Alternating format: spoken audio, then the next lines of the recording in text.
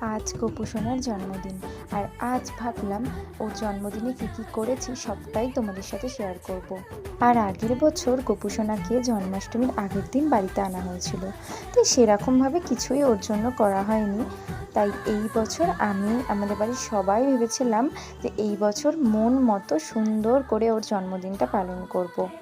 আর যেমনটা চেয়েছিলাম ঠিক তেমনভাবেই ওর জন্মদিন পালন করেছি আমরা বাড়ির সবাই মিলে। আর আমাদের বাড়িতে যে নারায়ণ আছে তার পুজোও আজকে করা হয়েছিল।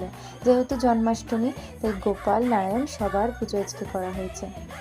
আর যতটা পেরেছি বাড়ির সবাই মিলে ঠিক ততটাই আয়োজন করার চেষ্টা করেছি। হয়তো কিছু ভুল ত্রুটি হতেই পারে।